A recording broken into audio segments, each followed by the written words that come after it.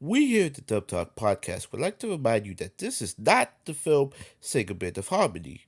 Rather, this is a discussion of the film. If you want to watch the film, it is available for streaming on Crunchyroll, as well as on Blu-ray, DVD, and Right Stuff, or wherever you buy your anime. In addition, there will be discussions regarding AI as it is prevalent throughout the film. While there may be jokes here and there, the use of AI is becoming a serious problem. We here at the Dub Talk podcast do not condone the use of AI content in any form without consent. Please support your actors and artists. And now back to your regularly scheduled programming. Warning, the Dub Talk podcast contains language and content that may not be suitable for younger audiences. Listener discretion is advised. There will also be spoilers for various anime throughout the course of this episode. Please use caution in case we discuss a series that you haven't finished yet. Finally, the opinions expressed are those of the individual participants and may not reflect the Dub Talk podcast as a whole. Enjoy the show.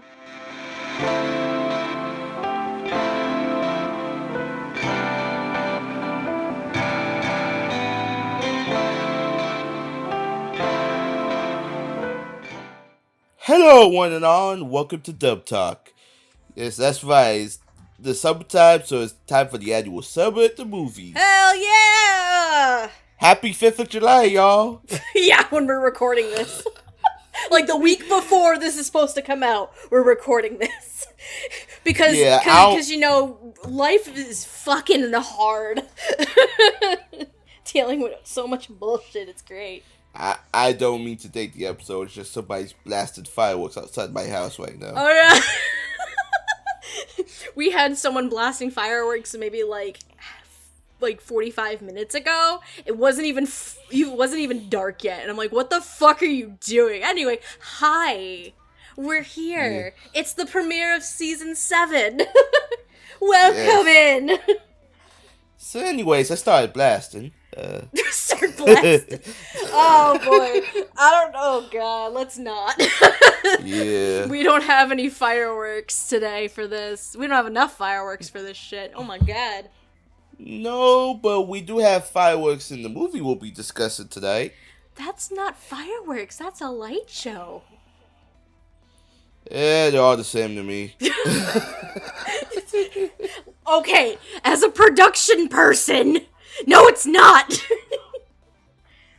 I may have a degree in theater, but even I understand the difference between fireworks and a goddamn light show. Fuck. Anyway. Also, who are we? Oh, who are we dumbasses? Yes, I'm your host for tonight, Jamal, and with me is my partner in crime, Steph. Yes. Yes. Tell me, Jamal, are you happy now? Am I happy? Ooh, that's a good question. I guess we'll find out over the course of this episode. Because I figured what better way to kick off some of the movies than talking about AI. Oh boy, here come the booze. Oh. Topical. Oh, Look at what you've done. Topical. How dare you? To be fair, that was kind of an accident pre-production. So, well, let's be real. Minor behind the scenes when it comes to picking this stuff. We made the selection of the lineup, like, what would you say? Maybe like March or so, I think? Yeah, March. It has been at least almost 4 months since then. And of course, AI and ChatGPT and all that stuff has kind of taken off since then. And of course, how would we fucking know that at the time? So, welcome to the insanity. But at least, you know, it's AI in a good way, because tonight we will be talking about the 2021 dub of the movie Sing a Bit of Harmony. Yeah. Which, yes, AIs can actually sing in this movie, which is very good. And it'd probably be the only way to do it, for lack of a better reason. I will explain as we go on, but yeah, there's a lot to this. Oh, a whole lot. More than I anticipated, but yeah. Mm-hmm. But in case you're wondering what this film's about, it's a quick synopsis for you. Because you're right, Stuff. Satomi is fine being alone until an AI named Shion vows to make her happy. While Shion's musical numbers and princess gowns don't quite pass as human, her antics bring Satomi closer to four other classmates. But even these precious memories can be erased. So yeah, this is basically it starts out like your normal high school drama, at least the Japanese high school drama, and then it kind of gets a bit eccentric. Yeah, right away you have to suspend your disbelief because the world itself is where we are. The world itself is very highly developed in terms of like technological advances, where robots and AI help with a lot of everyday tasks in essentially this like rather remote. I don't want to say like countryside, more like maybe suburban is the closest thing I can equate it to. It's not like big city kind of deal, where AI and robotics have kind of advanced to the point where it can help with a lot of daily tasks, including like farming, driving buses for like public transportation and things like that. So you already have to suspend your disbelief on that, and then you have goddamn Shion, who just bursts into song every fucking time like she's in a Broadway musical, and I am going to stand by that statement. You cannot fucking tell me I'm wrong. You're not. Nope. You are not. So yeah, this movie's more than a handful. At certain points, it kind of feels like if an AI were a Makoto Shinkai movie. Because it has a bit of those elements, but it's all kind of mashed together. I can kind of see it. It's like, yeah. If you really want to go that deep, it's if you want to equate this to something, if you're talking Shinkai, the closest I can think of is Suzume, because Shinkai doesn't want to do romance movies anymore. Yeah, basically. And there's a romance plot that is there, but most of it is about the AI. Anyway, It's about the AI and the push between childhood friends, which that's something you rarely see in anime too. yeah. But I think it's enough talk about the movie right now. Let's get on to the whole inner workings, the inner machinations of this movie. Why don't we? Let's The start inner off with machinations our of my mind. yes. Let's start off by talking about our ADR directors and scriptwriters. As an addition, because there is a lot of singing in this movie, we'll also be talking about our ADR song director lyric adaptation, which is actually the same person. Good, Uh, because I have because words, but they're good words, I promise. yeah, it wouldn't make sense not talking about them in a movie called Sing a Bit of Harmony. It's like getting an egg cream in New York. If you know what an egg cream is, more power to you. I don't want to know. I don't want to know. I just did a look just like, the fuck are you talking about? And do I actually want to know the answer? I'm assuming I don't. Our ADR director is Caitlin Glass, who has also directed other shows such as Horimiya, Noragami Aragoto, and Show by Rock. She's assisted by Emmy Lowe, who's also assisted on other shows such as Rank of the Kings, Shadow's House, and Tactop Destiny.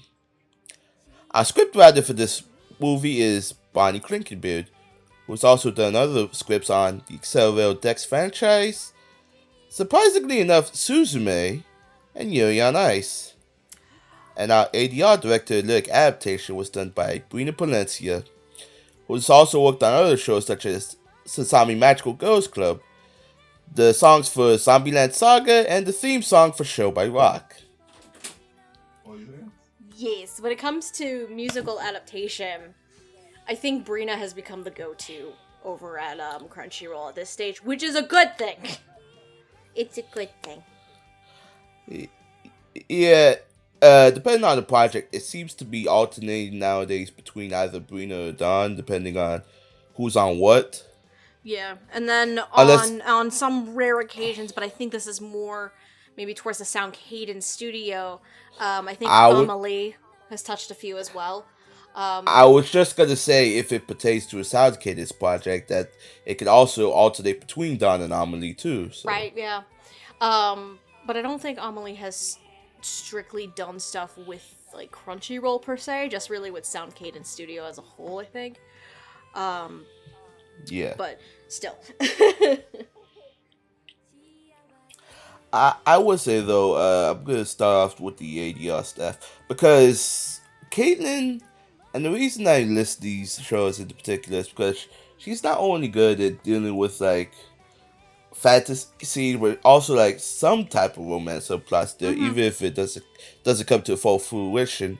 I also put in Show by Rock because there was an argument me and Roots had a while back where we were talking about like so Caitlyn Glass hasn't paid the isekai tax, and he thought maybe she did with a show she currently just wrapped up why Raeliana ended up at the Duke's mansion. Mm, I still need to watch To that.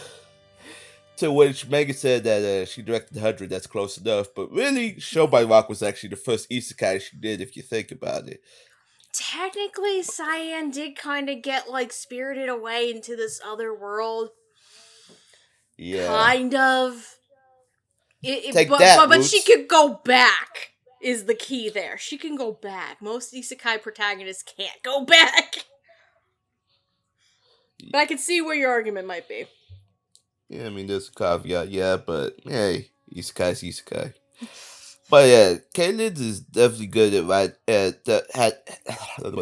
yeah, but Caitlyn's definitely good at handling fantasy shows. I mean, her list of credits is endless when it comes to those. hmm She has directed, I think at this point, like such a vast array of genres that she can almost. I'm gonna say almost do anything. I don't think I have really seen her do traditional horror, and you cannot tell me Shadow's House is horror. It is that like because of the setting, it's more like a gothic suspense fantasy kind of thing. It's not tradition. It's not horror in the traditional sense, but I think that's the one genre I don't, as far as I can recall, that she hasn't quite tapped into on a directing front yet. Um, but no, like Also, you're talking to me. I have not seen Shadow's House. you should. It's fun. It's fun. I love it. Um, but yeah, Caitlin has such a wide range of experience under her belt when it comes to directing both films and shows. I don't think this is the first film she's directed. My brain thinks she did something else. I could be wrong though. But wait, maybe?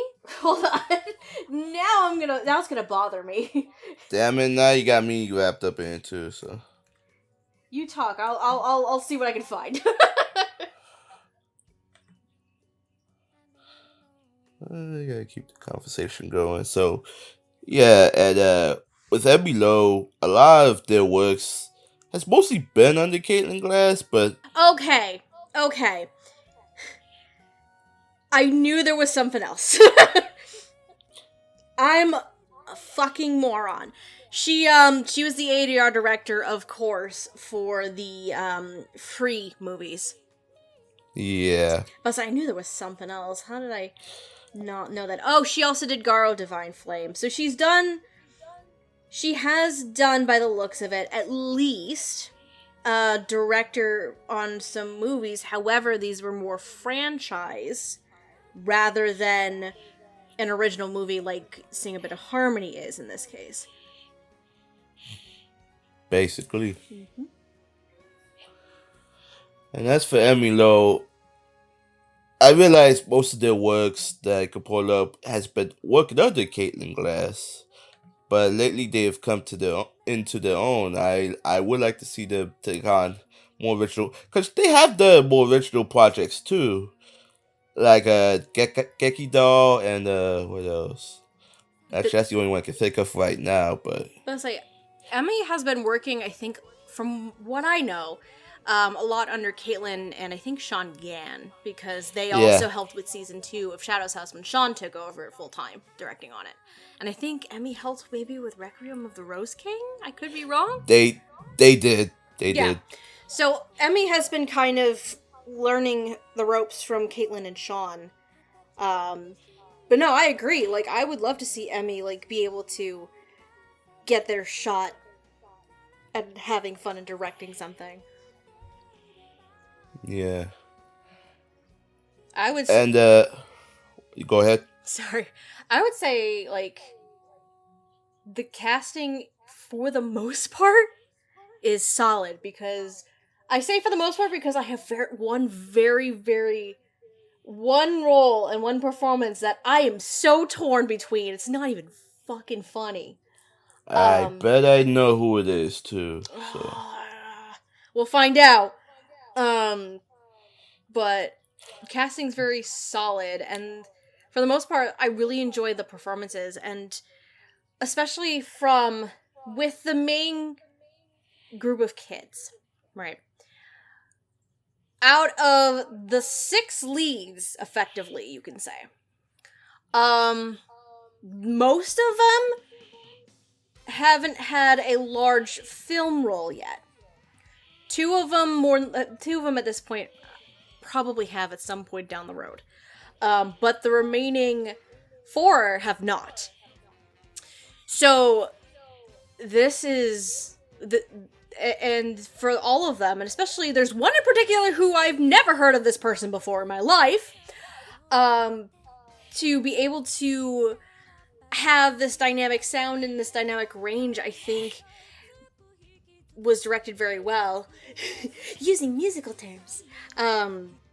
It just melded very well with character personality and the sound, and oh my god, I can't believe I'm gonna fucking say this.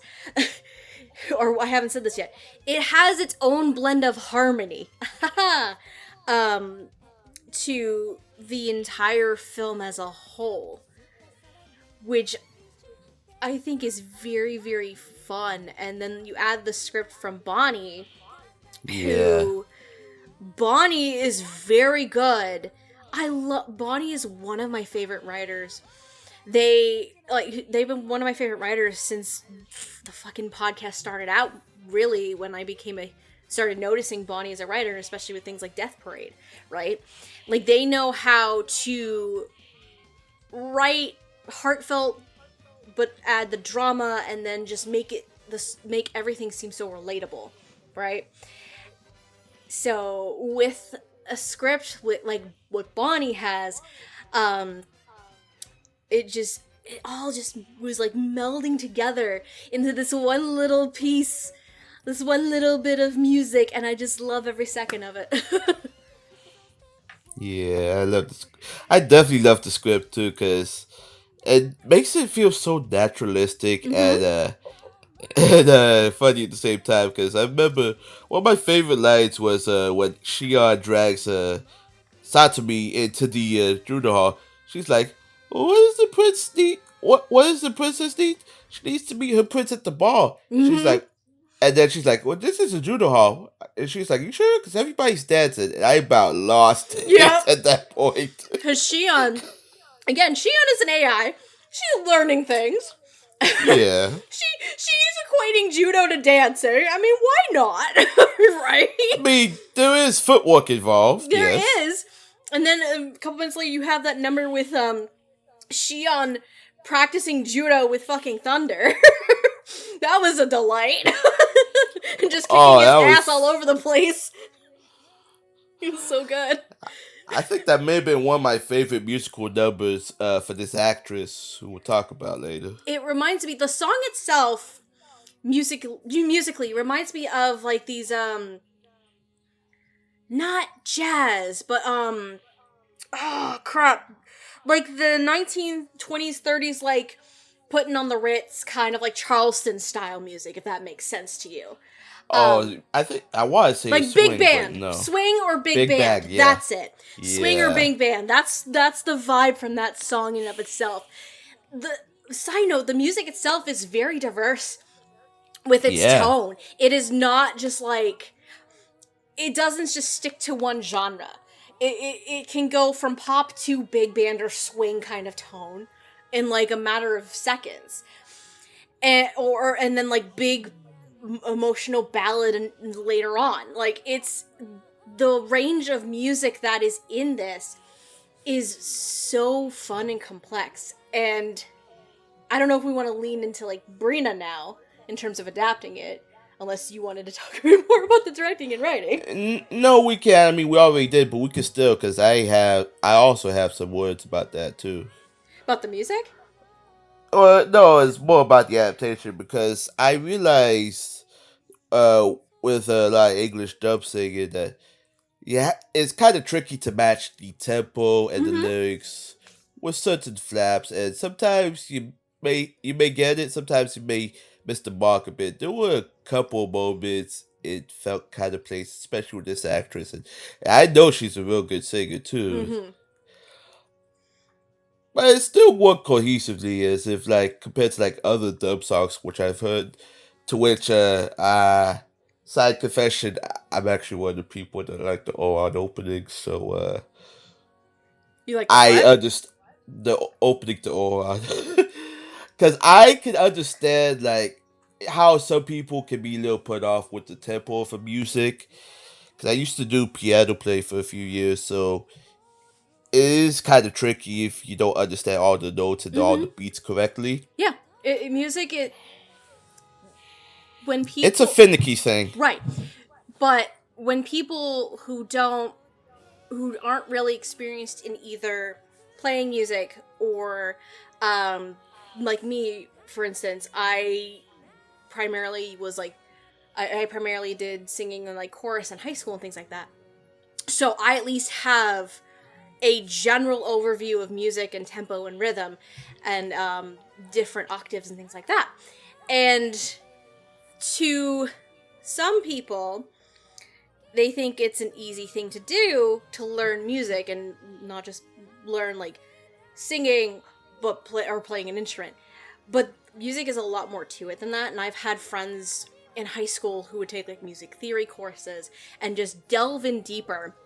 One person I know, who graduated from high school with me, he himself became a music teacher, and he teaches at the elementary school where I went to school now, where I went to school as a kid. And like, music is rather complex, and I can only imagine also um writing music and writing lyrics, which that's a skill in of itself, and especially adapting them too, right?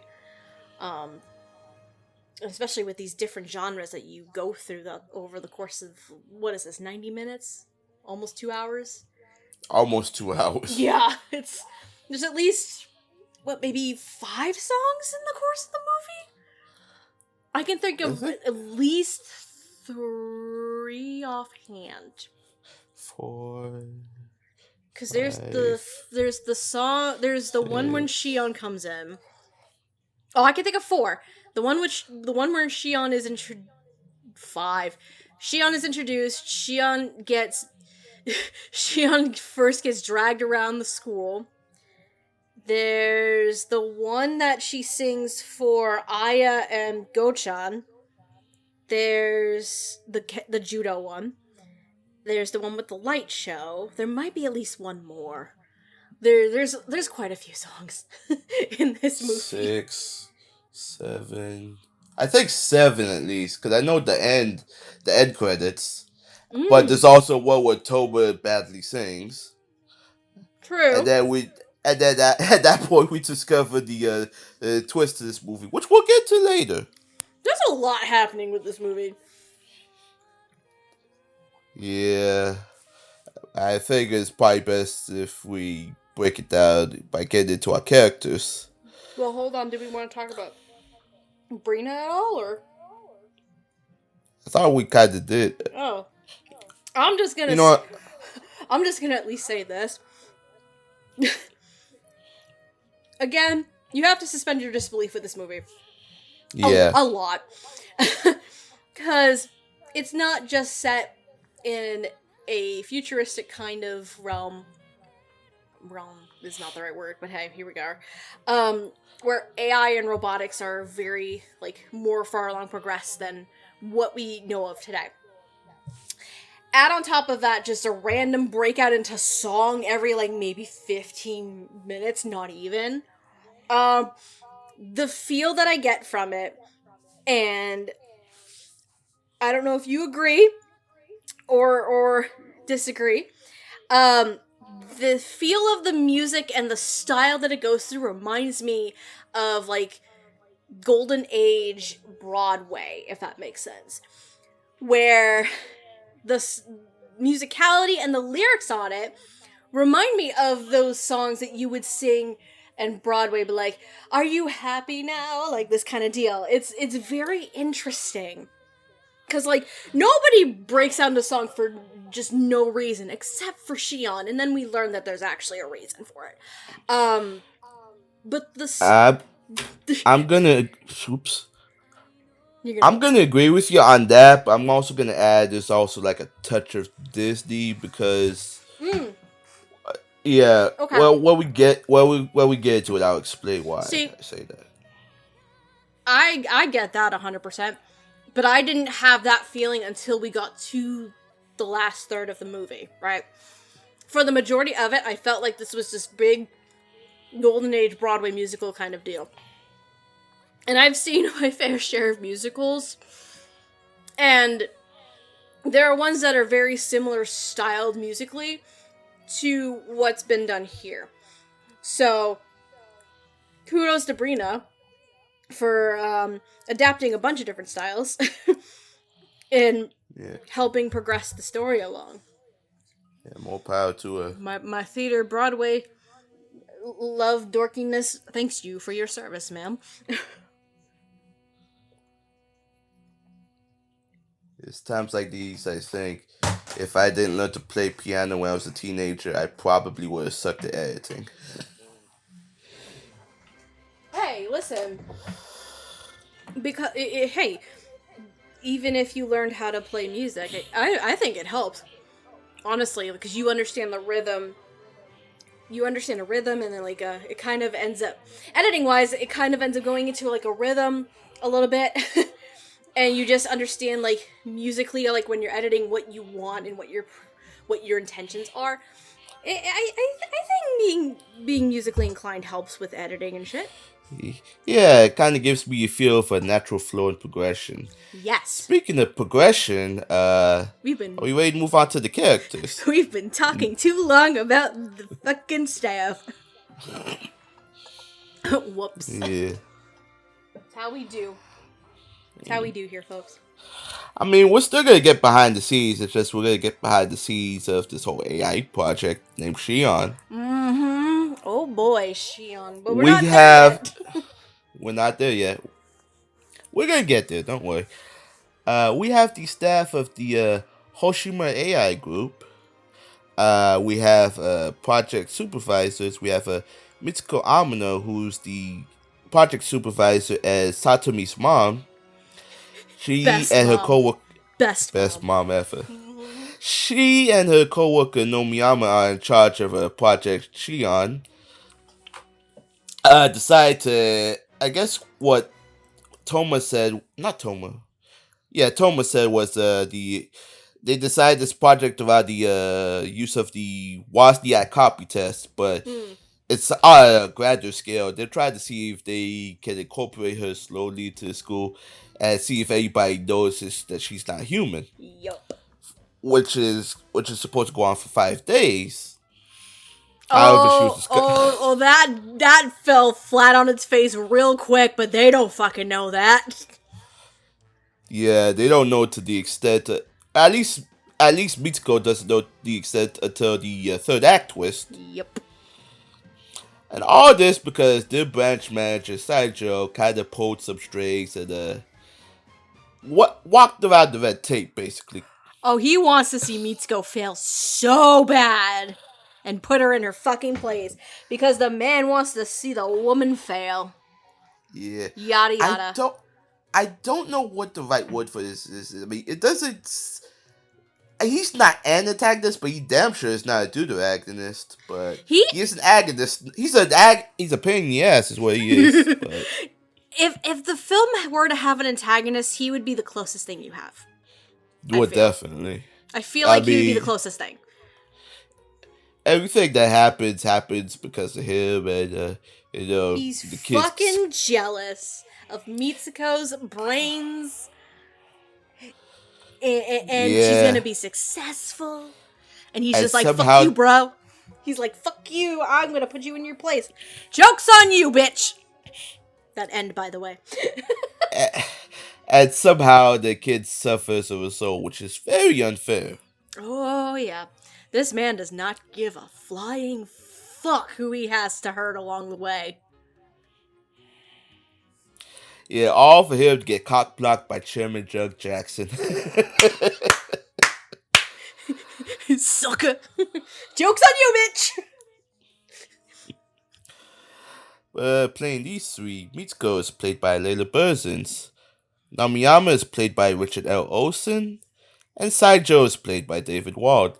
Layla Burzins is also heard as Sheena in Rank of the Kings, Flaming Fury in The Reflection, and Finatio in Sword Art Online Alicization War of Underworld. That is a mouthful. It is. It's at least it's not as bad of a mouthful as like half the fucking isekais that come up nowadays. I just call one of them cheat skill, to be honest. I know. Like, what's the best way to abbreviate this? Hey, isekai or light novel writers who write isekai, can we stop with the long titles, please? Okay, thanks. Tell that to the Japanese TV guide as well. I know, right? That is not the one time you want to get straight to the point. Oh, man. Shit. Richard L. Olsen, you've also heard as the alien Santa and Space Dandy. Gideon and why Raeliana ended up in the Duke's matches. Speaking of that, I couldn't find a lot of. He has some named roles, but not a lot. Not a lot of major ones. Mostly like minor or background kind of deal. Yeah. In anime, but he does have some. He does have some work outside of anime. Mm-hmm. The most interesting one that caught my eye was he's Conrad Bain in The Price of Fame. What The Price of Fame is, it's basically 1 hour biography stories about famous people and their upbringing, to so. On like the Reels channel, and he plays Conrad Bain in the episode about Different Strokes. Ooh, okay, so like reenactment kind of deal. Yeah, and I could tell that was filmed in Texas because Alex Moore is also in that episode too. Nice, nice. I love that. And David Wald, no citation needed, but we'll give you one anyway. No citation. This man has been all over the place and is fucking brilliant. He's raging in Diabolic Lovers, he's Adam in Skate the Infinity, and he's Ashalad in the Sentai dub of Vinland Saga.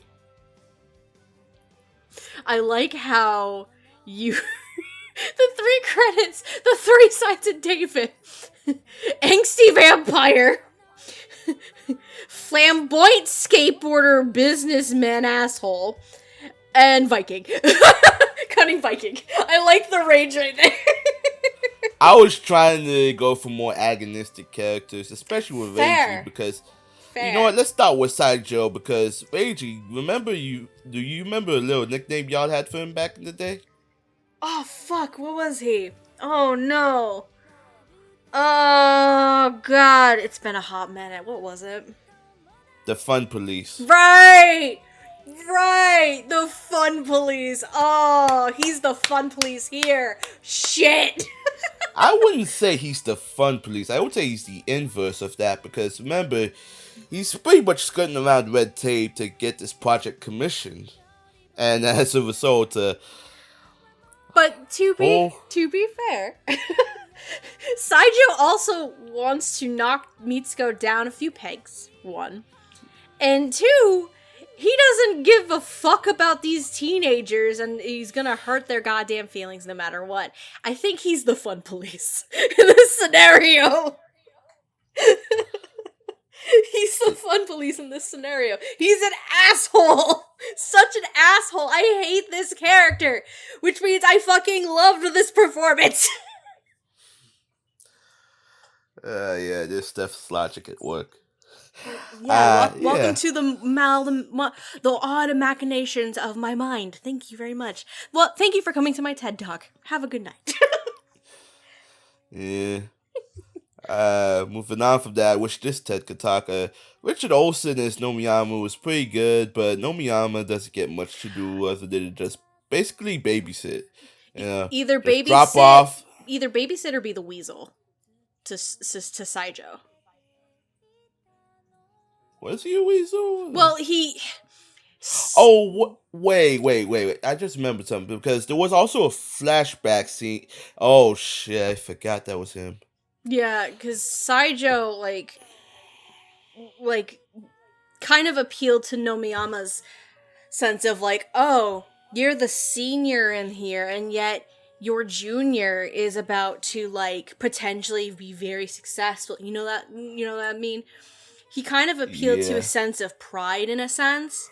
So Nomiyama ends up kind of being, Saijo's mole inside this whole operation. Because he's... Makes sense. Yeah, Nomiyama's is the reason why Shion got her ass pulled back and shut off. Not only that, there was something that's involved with the third act twist, which we'll get to later, but man, even I couldn't believe that. I forgot that was him for a second. Yep. But, no, I'd have to agree with you. While Nomiyama does have a couple integral, plot points that are very important to the story, Richard Olsen didn't get to have a lot to work with Nomiyama as a character. Just, begrudging senior at this company who has to, make sure things go well and has to babysit half the time. He's a little bit of a curmudgeon. But he didn't get to have a lot to really work with, I think, here. Because Nomiyama doesn't exactly have a lot in the story to work with. But I think it was fair. I think it was fine. Yeah, it was fine. But obviously, the standout of this section is Layla Bursis as Mitsuko, which it's been a hot minute since I've talked about Layla Bursis on this podcast. I don't recall ever talking about her. I know you haven't, but you did edit the episode where I did talk about her, and that was The Reflection. Yeah, I wasn't part of that one. I only edited it. That was so long ago. Fuck. That show was so god awful. Oh boy, there's a reason why that thing never fucking got a season 2. Thank the Lord. Yeah, but what's funny was Lila was one of the standouts because even though she did a Russian accent, I could kind of feel that there was something in her that was worth watching, and I was right. Right. Even though she had a slight bit of a career before The Reflection, which don't ever watch The Reflection. Don't even get mildly curious about The Reflection. Spoiler alert: the main bad guy is the main character's dead brother. If you can figure that out, more power to you. Oh my god, it's been 5 fucking years since our episode of The Reflection came out. Fuck! It was originally recorded in November of 2017. That's almost 6 years. Jesus oh Christ. My god, kill me. But yeah, well, that was the one thing Mitsuko didn't want to do to Shion, so I really liked Mitsuko and Layla's take on Mitsuko because for one thing, you could definitely tell she could hold her own against co-workers and even mount a rescue effort to save Shion. Oh yeah. Even though she knows she knows she's gonna be judged against her peers, and Well, ah, at that point, though, she had nothing left to lose. that is true. So she was just like, you know what? I want to stick it to him a little bit. That was the attitude. Especially after learning what Shion actually is, effectively. Or how she came to be, in a sense. Yeah. And what's also really fun is with Layla and actually Satomi, not only the dynamic that they have together, but how the two voices sound together, where I can see Satomi when she becomes an adult sounding almost exactly like Mitsuko. I can see Satomi growing up to be Mitsuko, if that makes sense. So the familial aspect is there, and I think it's a really nice blending right there. Mitsuko works so hard. I also like how she could like turn a blind eye to things too, especially like when the kids are ditching school to celebrate Thunder's victory, which we'll get Yes. to later. Oh, yes. That was so fun. But also too, and this kind of concerned me a little, was that alcoholic drinking scene, because I was like, oh my god, this is gonna be one of those moments, isn't it? But luckily, at least she was a bit more understanding, because she said, "Get out of here before I say something I regret." And Yeah, even though that didn't last long in the movie, at least like she came to her senses very quickly, which I really liked about her. Yeah, having grown up in a almost similar circumstance to an extent, like, I was also terrified that Mitsuko was gonna do something bad when she was drunk. Yeah. But, again, like you said, glad she didn't. And she said, "Get out!" Which is the correct response you should do, ladies and gentlemen. If you are drinking and you don't want to make the situation worse, just tell them to fucking get out. Whether it is verbal or physical, anything like that, the instant you cross that line, it is hard to be forgiven for it. Just saying.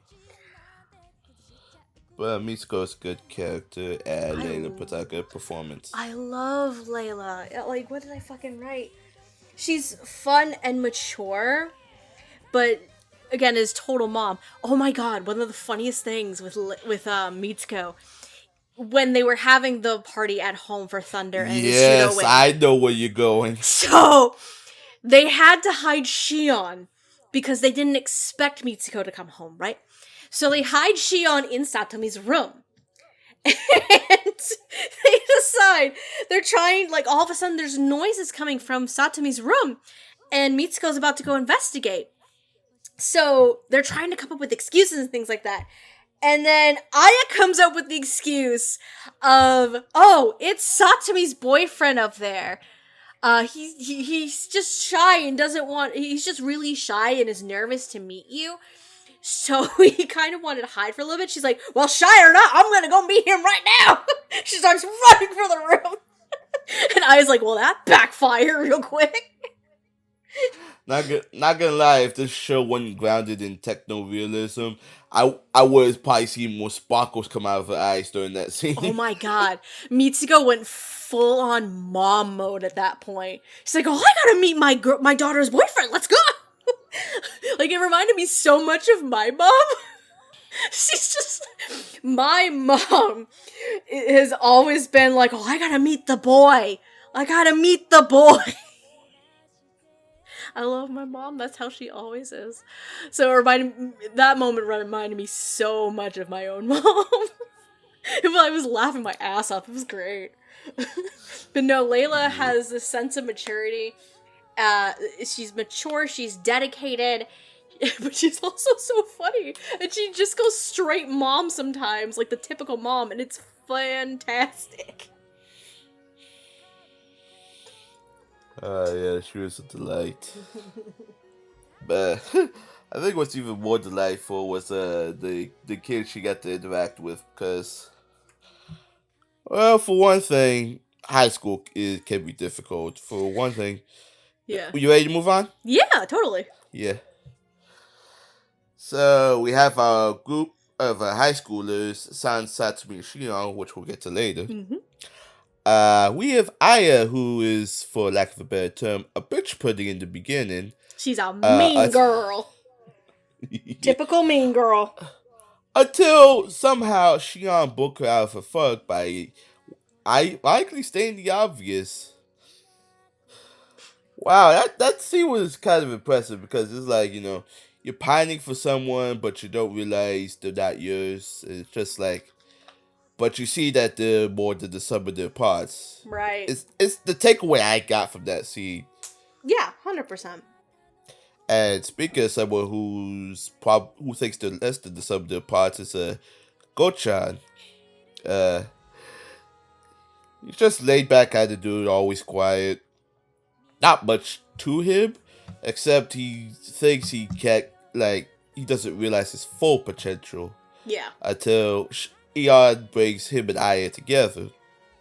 And speaking of holding things together, there's Thunder. Oh, Thunder. Oh, boy. Here comes the Thunder! Oh, Jesus. The boy who just can't win at any judo match. Until he does.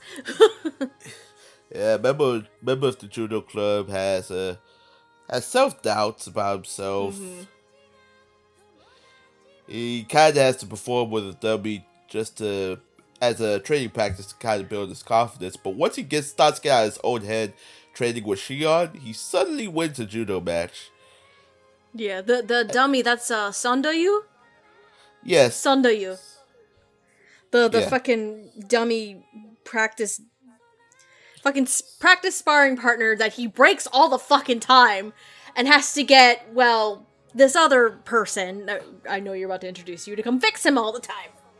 Well, for one, I don't know if he breaks it or if it just breaks by itself. Well, I'm going with the assumption that he breaks it on a constant basis, because it's like every fucking day, he just has to use, Toma!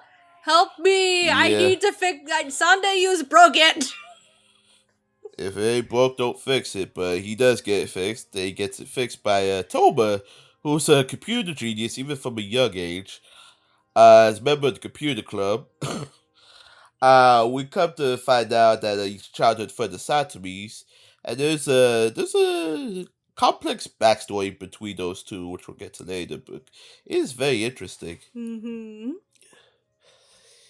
Toma has very big plot relevance.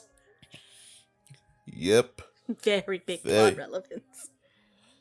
So let's find out who's relevant to these characters. Aya is voiced by Alexis Tipton. Gotcha is voiced by Ian Sinclair. Thunder is voiced by Carmen Casey. And Toma is voiced by Jordan Dash Cruz. Alexis Tipton, you've also heard, is Dominique Desaad in the case study of Vaitas.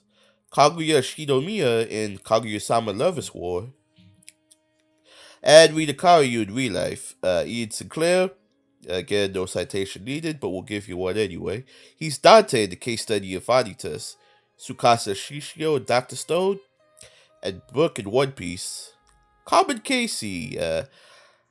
I tried to find as many major roles as I could because this is the first time we're talking about him. He's Ryo Mikage in Blue Lock.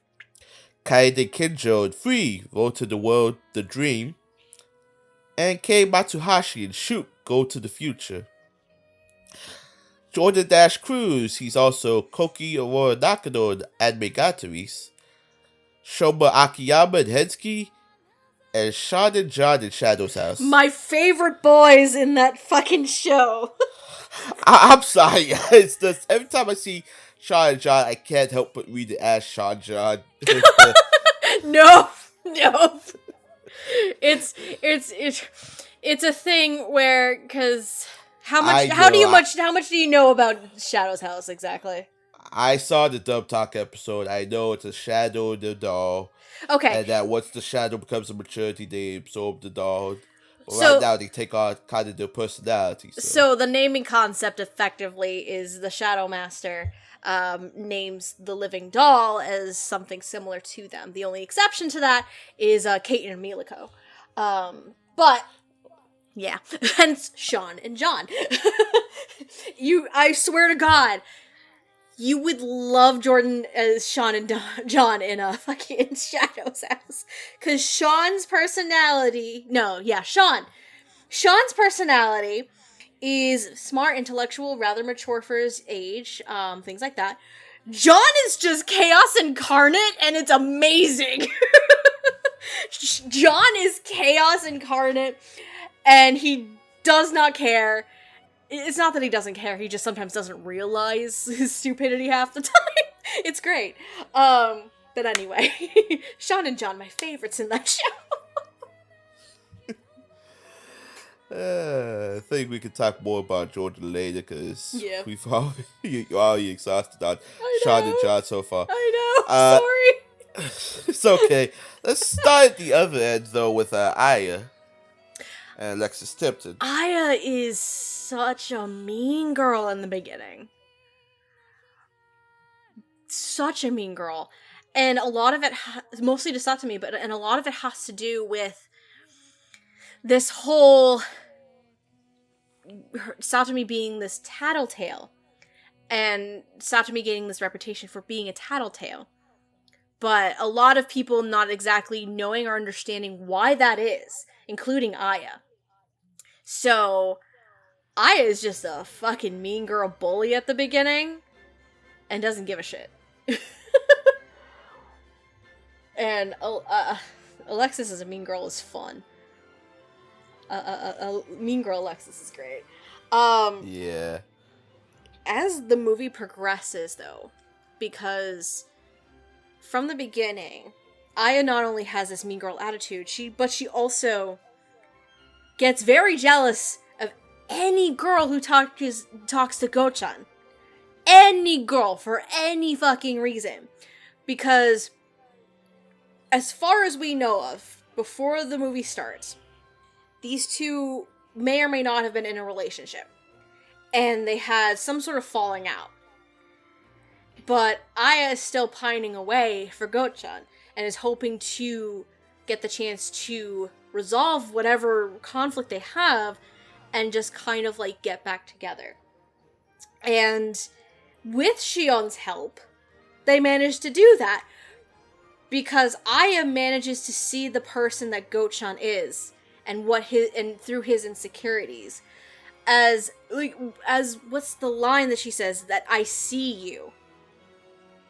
She basically tells him, I see you. And then from there, she softens up a lot more. She's still this fun, playful, like, tease kind of deal, and you can see the hints of the mean girl on a touch, but it's backed off quite a bit. One, once she resolves her relationship with Go-chan, but two, the more she hangs out with Satomi. And she actually learns what is going on with Satomi and her deal. You know what I mean? So, it's a fun progression, I think, as time goes on for Alexis. Yeah. Yeah, it's amazing how, like, she starts off meeting, like, the first 30, 45 minutes or so. Right. And then things come to a head when Shion decides to search out for a prince and kisses Go-chan, which kind of leads to this whole blow-up. Quote-unquote kisses Go-chan. Did she actually kiss him, or did he, like, stop her from doing it? I feel like he stopped her. At least the implication.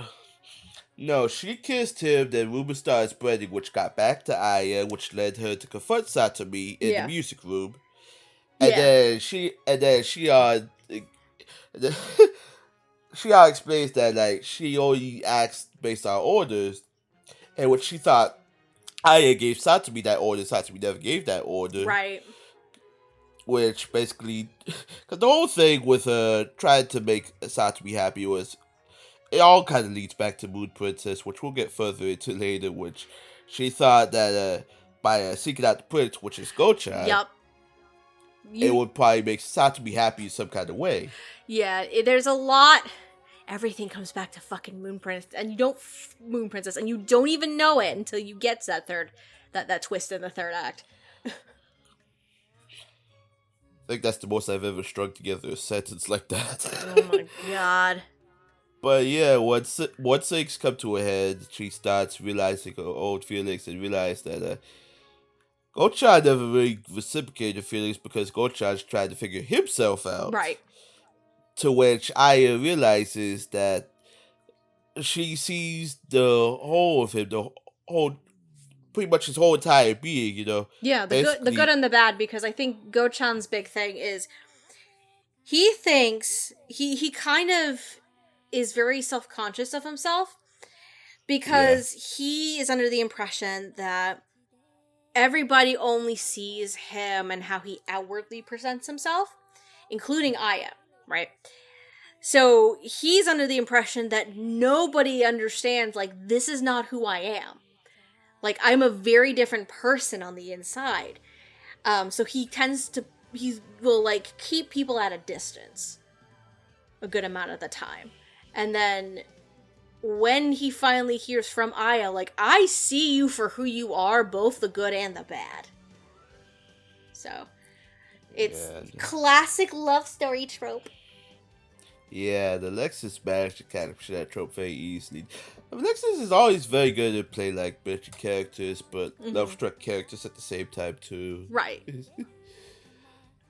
That's normally associated with typecasting stuff. That's one of the reasons I put Kaguya-sama, but it's also the same reason I put Rita, because Rita is also, it's actually kind of inverse. Rita's more like Go-chan than Aya, because Rita all kind of sees herself as in a Go-chan kind of way, like how she presents herself and stuff, and she doesn't realize her full potential. And I guess if you watch that show, the Shion in that one will probably be Chizuru's, voiced by Genie Torado. And at that point, Rita comes to a head and starts realizing her own situation and realizes that she was just more than the sum of her parts, which I think, in some way, I would think, I would like to think she did, but I know she probably didn't. That's how Alexis and Caitlyn might have drawn upon that for Aya. Which show are we talking about here? Real life. Okay, I've never seen Real Life, so I'm like, okay, Yeah. I'm gonna trust what you're saying. Yeah. Yeah. Don't let Andrew hear you because he might force you to watch it, but it really is a Dude, I very am good currently show. stuck watching Hunter x Hunter with this man. We are at More the power to we are you. at the epitome of this. No, he just sat me down because, oh my god. So we are doing this whole watch thing similar to the 390 something days of Bleach thing that happened a couple years ago, except with Hunter x Hunter. And that just started on July 1st. So Andrew one day just sat down while I was just trying to work on something on the couch, and he's like, I'm gonna put on Hunter x Hunter, and now I'm stuck. 5 days in, guys, I'm fucking stuck. He is staring at me. What the fuck do you want? He came out of the living room, he's just giving me this grin as like, you fucking love me and you know it. I'm sexy and I know it. Wrong context, but okay.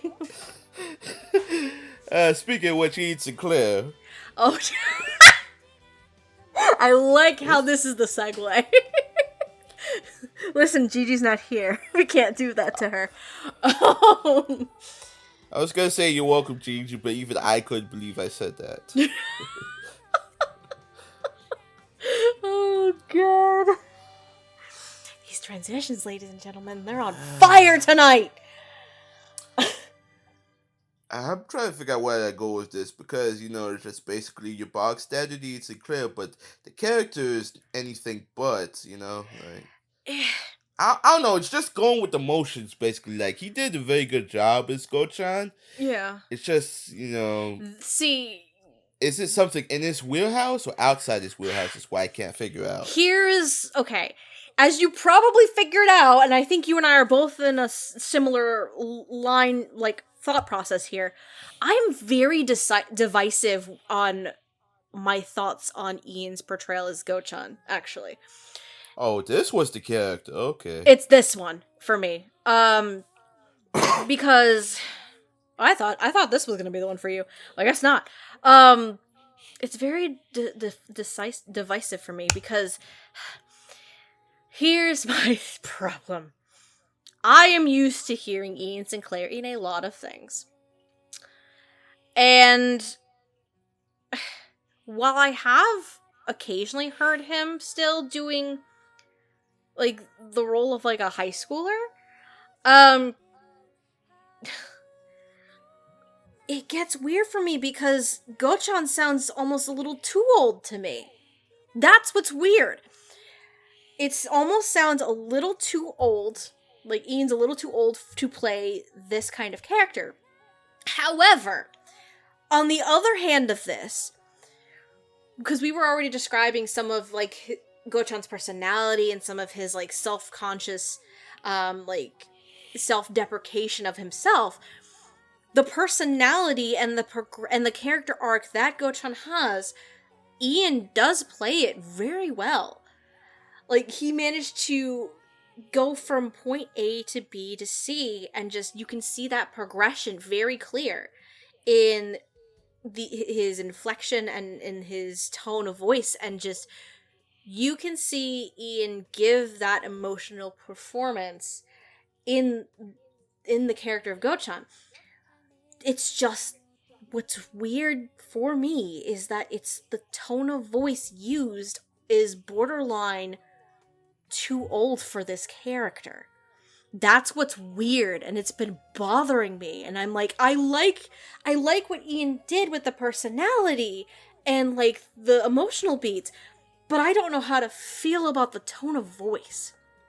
And this isn't the first time that Ian has played a character like this, but I don't know why. It's this role in particular where the tone of voice is almost too old to me. It's very weird. Like, he did phenomenal. Like, 100% he landed the emotional beats, but tonal-wise, I don't know. I don't know what it is that's, like, it's sticking to me like that. But that's why I'm so divided with this performance, because I really like it otherwise. And I'm just like, I love Ian Sinclair as an actor. He's phenomenal. But it's like, is it getting to the point where is it almost to the point where he's starting to get too old to play high school characters? I guess is the question here. You know what I mean? And I understand where you're coming from. Yeah, but, it's so hard to, like, process that.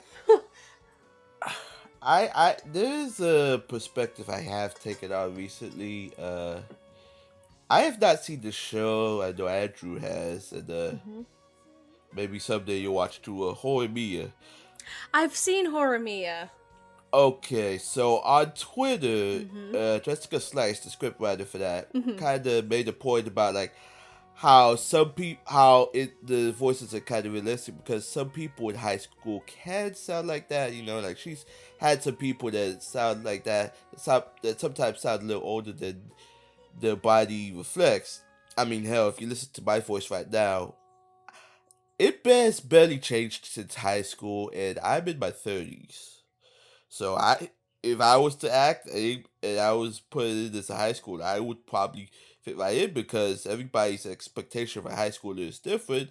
You just don't want to put in somebody that sounds too old, you know? No, 100%. Like, I know people from high school who sound deeper than what, like, their physicality, like, shows. I don't know why. It's just, like, it's a sticking point for me right now. It's very weird for me to say that. Like, it's very weird for me to say that, because I have seen Ian play other characters of a similar age range to this, and I've never really had an issue with it before. So, I don't know what it is about Go-chan that it's not necessarily bothering me, but, like, it's a weird sticking point for some reason. And I can't put my finger on the reason why. You know what I mean? I think it's because A, it's just going through the motions, and B, I think it's the more he talks the more you're accustomed to it. Because, like you said, like, when we get to the whole thing between him and Aya is where it really shines. Yes. But at the beginning, he doesn't talk as much. That might be it. Also, I like the fact I brought up Horimiya as a point of comparison. That's also a Kate Glass dub. I'm so excited for the missing pieces, by the way. I'm so excited for that. It just started airing in Japan today, or is it tomorrow? This week, I think, right? Yeah, somewhere around there. Yeah.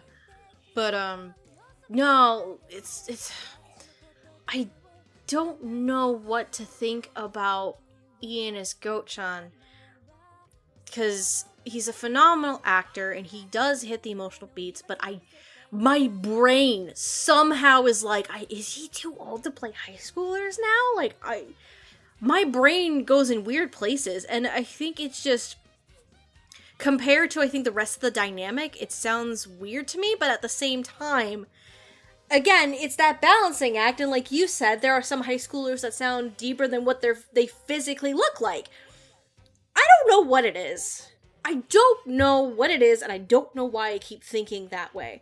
But Ian is probably the most divisive role to me in the whole film, weirdly enough. So, And on that point, I think we could move on. Thunder. this bitch, this bastard. Oh my god. This is the first time we're talking about Cayman Casey. Oh my god, Thunder is such a goober. I love him so much. Sandaru, no. Toma, help me. Sandaru's broke, and I have a big judo match in like 2 days.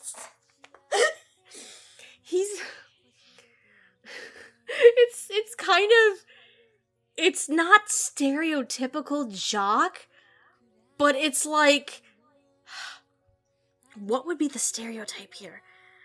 The most friendly, like, dorky jock you would ever meet, I think. Is the closest stereotype I can think of to this. He's so much fun. I love it. Yeah, I love it too. It's fun. Yeah. And he's such a softie too. He's such a softie. Like, he got so emotional when he finally won his actual first win. He's so emotional. It's so cute. They literally gave him a crown at his own party. Yeah, it was so cute. And then, oh my god, we're about to go into some weird, like, odd legality issue. Well, maybe legality issues. I don't fucking know. He falls in love with Shion. Yeah. And he wants to take her out on a date. To which Shion doesn't understand the concept of dating. She thinks they're going outside. Yeah. It's like, if I do this, Shion, will you go out with me? She's like, sure. He's like, ah! He gets the motivation to knock down some fuckers. Yeah. And Shion just does not understand. It's so cute, though. I think hopeless romantic and goofball might sum him up very well. Yeah. Yeah. I love him so much. He doesn't have, in terms of, like, some of the plot elements, he doesn't have as much, really, compared to Alexis, Ian, and even Toma, Shion, and Satomi. Like, he's kind of there a good portion of the time, and helps with some of the comedic bits. But god damn it, is he a delight. Oh my god. When fucking, the second day when Shion is in school, and she decides that the way to make Satomi happy is to make her into a damsel in distress. And she uses Sandaru to try and attack Satomi in the hallway at school. So I don't think this was mentioned. So Aya, Go-chan, Thunder, and Toma, along with Satomi, find out very early on the first day that Shion is an AI, right? So they all have to try and keep it a secret because Satomi asks because she doesn't want her mom's project to fail.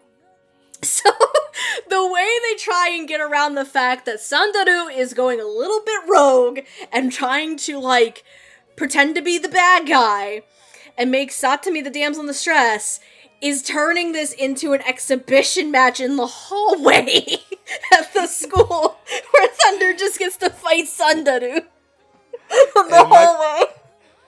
And Mike McFarlane's tried to stop it with a shutdown that happened. And she accidentally also gets Shion in the middle of it. And then Toma just gets whacked by her fucking processing drive. And then Gocha just walks Thunder off. He's like, dude, that was kind of pathetic. He's like, I know, I'm used to it. Oh, Thunder. Precious bean. Precious bean. Too good for this fucking earth. Oh my god. And Carmen Casey did a very good job playing this character, which I kind of find it funny. His name's Carmen Casey. I keep thinking of Carmen Rider for some reason. Oh my god. Which, in hindsight, that would kind of make sense with Thunder being the judo mat. It would being in the judo club. At least it's not the other way around. It's not Casey Common, because then I would go Casey Kasem. Get my ass mixed up. Oh god. My ass would be mixed up too. I'm like, no. But then I'd have to hear Shaggy jokes though. Oh god. Zoink, Scoob. It's the best Shaggy impression you're gonna get from me today. If not Zoink, ever. Scoob? Zoink, Scoob. Like Zoink, Scoob. Oh my god, I'm gonna destroy my throat right now. That's not good. Yeah, don't do that. Don't do that. I have to go to work tomorrow. Anyway. Yeah. He's fun.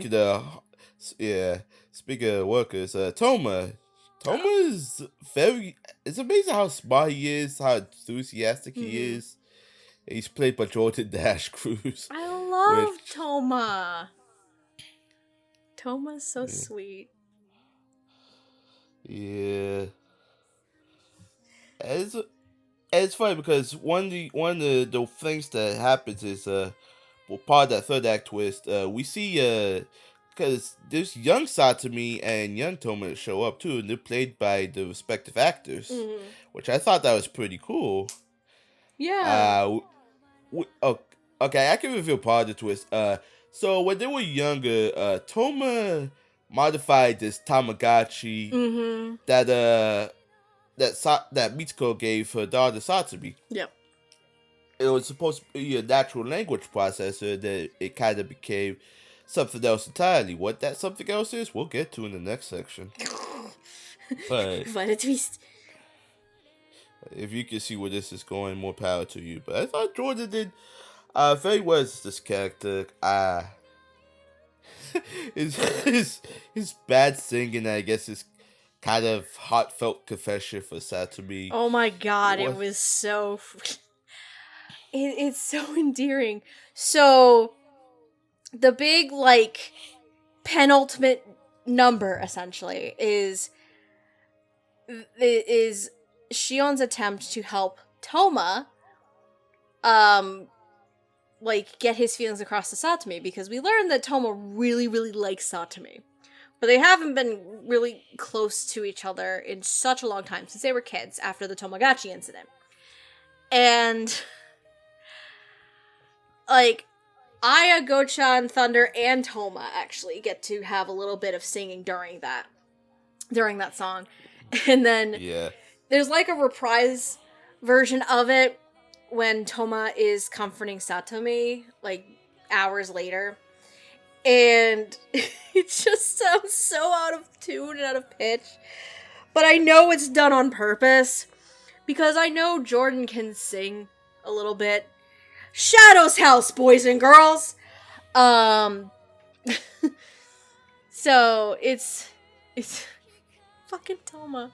Toma is such a sweet and endearing character, and he's such a nerd, and he has this, he also has this unrequited love, and it's kind of really sweet, because in his club room with, the computer club or whatever the hell the name is,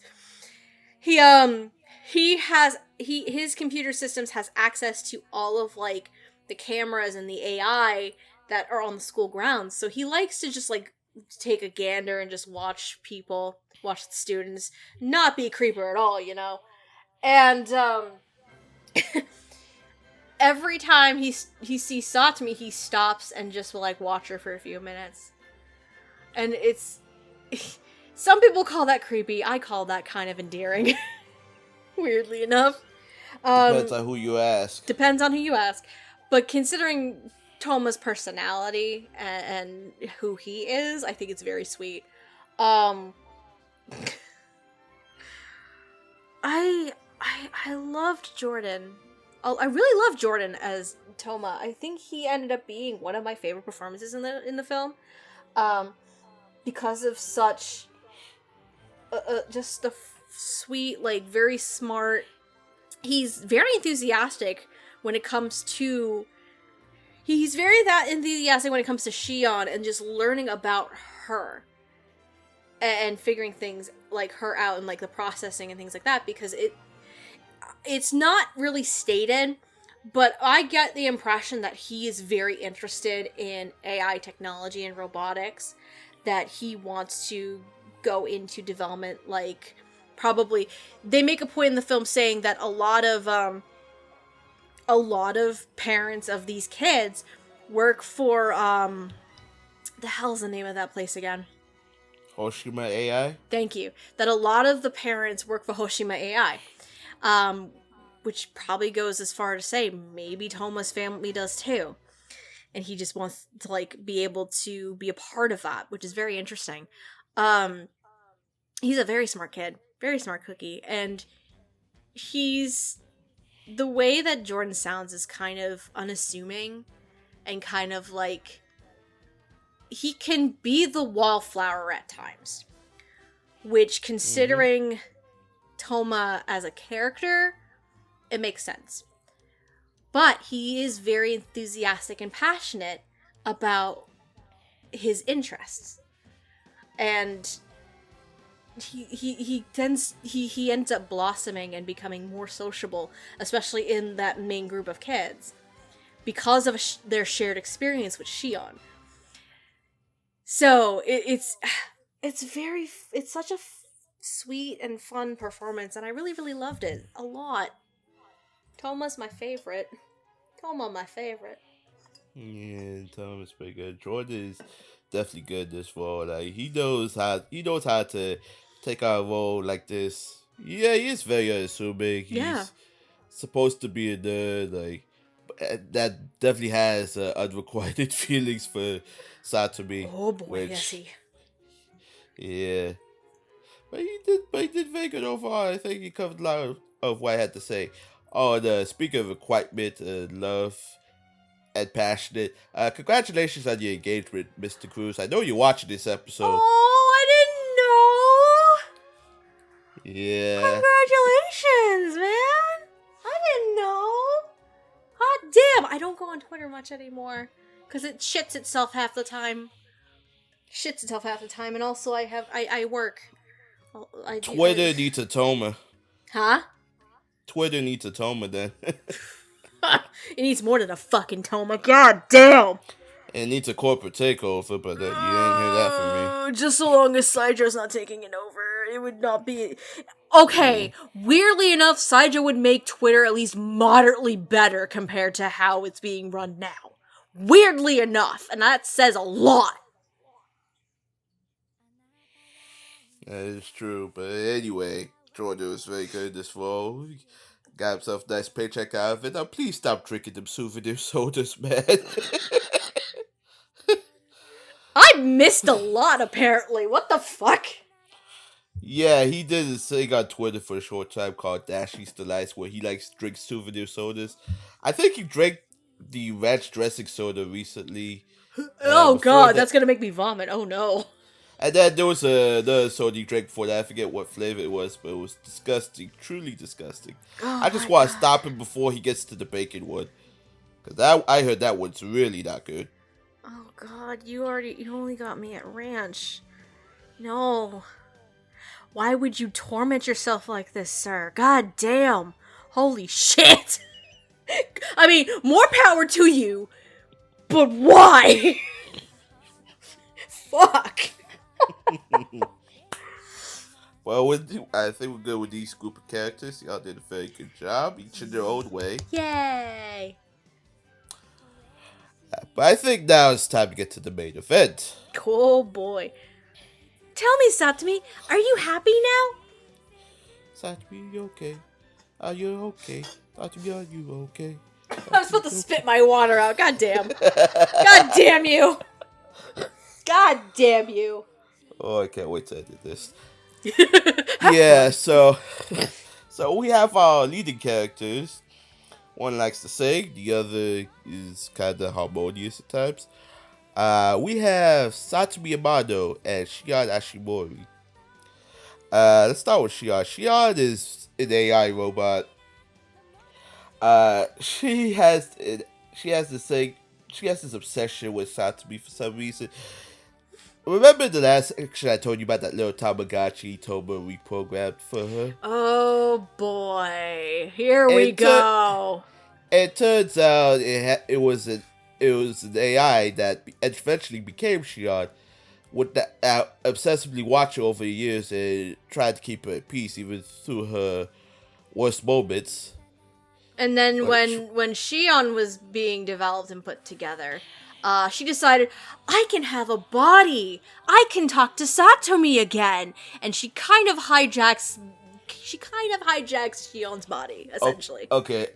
Shion was created effectively because the AI was created. The AI was created because Toba decided to reprogram her just to I guess keep her company, basically. Yes, and, because Satomi wanted the Tamagotchi to actually talk to her.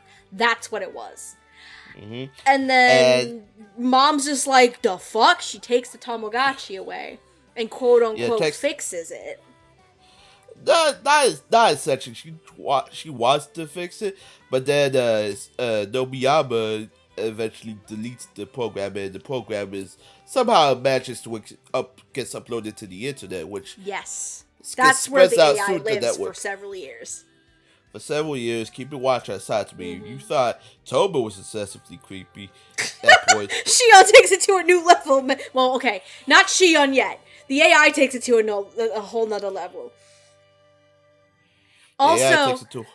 Also, we talked about Moon Princess briefly. When the AI was part of the Tamagotchi, the AI got to watch Moon Princess with Satomi. And that kind of helped effectively instill what makes Satomi happy into the AI's, core, essentially. So music, princesses, damsels in distress, dashing princes, everything makes sense, and it all comes back to fucking Moon Princess. Yep. So then, once Shion was being developed, she uploaded herself into the body. Yes. And this is where the real Shion comes into play. Because Mitsuko had no fucking clue about any of this. Mm-mm. And she was labeled as a failure once she was discovered. But then it's like, shit, this is what happened? And then we kind of find out all this because Shion uploads her memories into Lauren Lander's hard drive. And it gets downloaded onto Toba's hard drive, the one that looks like a trash can. Yup, one of the running gags, not really a gag, but it's not necessarily a blink and you miss it moment. Everybody tries to throw their trash into the quote-unquote trash can that is actually a processor. So much so that the guys at that company when Shion was taken back, they tried to get every piece of technology that Shion could have been involved with out of there. Yeah. And they took the actual trash can instead of the processor because it looks like a fucking trash can. I'm not gonna lie, side tangent, that reminds me of a bit I once saw on Arthur, where Mm-hmm. Arthur was backstage with a band and he throws his banana to a trash can. And it turns out the band was holographic and the processor was corrupted because Arthur thought the processor was a trash can. Oh my god. Oh, what it meant to be a kid back then. Oh man, yep. Yeah, basically the whole of Shion's existence is living for Satsumi, Mm-hmm. who's I guess a very book smart student, honor student in this technical high school. Has the nickname of Princess Tattletale Yes. because once upon a time she reported a few kids that were on the soccer team for smoking in the club room. Out of necessity to protect her friend Toma for the club room's sake. About to say, specifically it was the club room for Toma's computer club. That's why she did it. And as a result, the entire soccer team got suspended, and the whole school kind of side-eyed her as a result. Yep. Without understanding anything. Again, this goes back to Aya not understanding the reason why she's actually referred to as Princess Tattletale, and what she actually did to unfortunately earn that moniker. So yeah, it's unfortunate, but that's high school for you. You know, people, fucking teenagers. you do one wrong thing, and people look at you differently for life. Fucking teenagers, man. But over the course, you know, her cold heart starts to grow warmer towards this newfound group of people, especially with Toma. Yeah, she reconnects And with Toma throughout this whole course of this. to the point at the end of the episode, Shion calls her, and she's like, "What? Did I give you two enough of a push?" Yes! That was so funny! So, okay. So, how everything gets resolved because the fucking company is trying to shut Shion down permanently. They decide, let's release Shion's AI back into the stratosphere and into the internet so she can actually live on. They uploaded her to a satellite to beam her off into space at the end.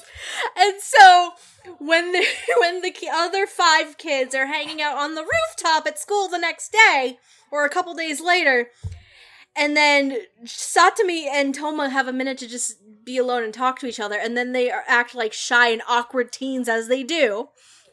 Fucking Satomi gets a call from Shion. She's like, "What?" and it's the funniest shit, because as like they're looking up, the camera would like pan all the way up to the fucking satellite that Shion is now living in and watching over them. I'm like, what the fuck? Yeah. Shion would. With the exception of that phone call, most of that third act, especially with the light show, that's why I said the touch of Disney comes in, because you got your usual shenanigans at the beginning of most Disney movies. You got your song and dance, then you got your resolve, which, full confession, when I was a kid, I used to not only sing along to like Aladdin and Pinocchio and stuff, but I would memorize. My mom would tell me I would memorize word for word every one of those lines in those movies. That's adorable. Oh my god, that's so cute. So again, that's when the touch of Disney came in. So it's like I could like feel that almost regress back to my childhood dealing with those kinds of moments too. Yeah. But you know who else had to deal with those kinds of moments? These two! Fucking Yeah, Shion especially. Yeah, Shion. She is voiced by Megan Shipman. And Satsumi is voiced by Risa May. Risa May, you've also heard as Sajina Inui or Juju in My Dress Up Darling. Futaba Igarashi in My Senpai is Annoying. And Rum and Shirley in Shadow's House. Megan Shipman, you've also heard as Maple in Bofuri. Arisa Mego and Riko Tekitsubo in the Raildex franchise. Rose in How Not to Summon the Demon Lord Omega.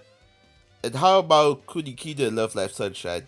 There is a very good reason I bring up these roles, but let's get right into the discussion. Oh man. Where do we even start? I say we save Shion for last. Shion does have quite a bit. Satomi does too, but like Shion has fucking songs. Layers.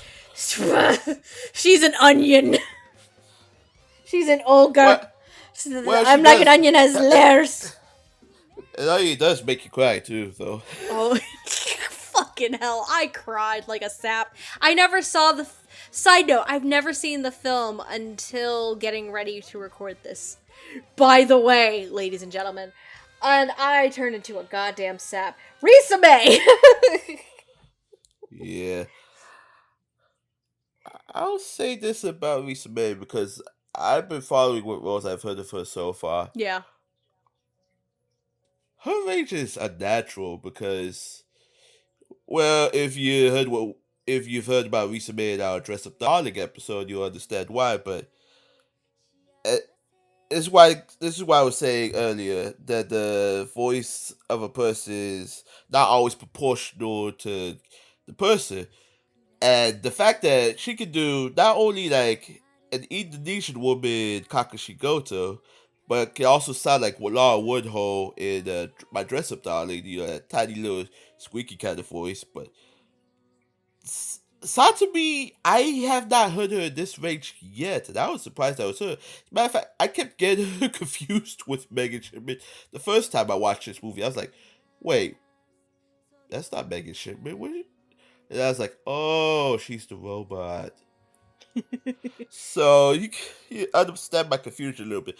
But I did like how she portrays Satomi with this kind of stoic, kind of, well, not jovial. She was stoic and she's kind of like, also kind of a private person. But not only that, we also know, but she can also sing too, because I think one of her things is she's also a singer. I can't remember. I'd have to look it up, but she is impressive. I know that. The fun thing with Satomi, too, is you say she's a private person, but... Okay, private may not be the word I'm looking for. Well, here's what I was about to say, though. She's kind of a private person and keeps to herself because she kind of is forced to. After the whole incident with the whole Princess Tattletale thing resulting from it, she starts getting bullied, like, a lot. And it becomes very evident when we go through Shion's memory core in the third act, where we learn about the Tomodachi. And you start seeing, like, the classic bullying that you see in Japan, like messing up the desk, like ignoring her, like talking behind her back, things like that. And because of that, Satomi, she ends up putting a guard up. She doesn't care what people think of them, but at the same time, you can tell that she wants to be able to have friends. Like, she wants to be able to open up to people, but with how things are for her, not only with her school life, but with her home life too, because she effectively, like, manages their house as well. Yeah, basically.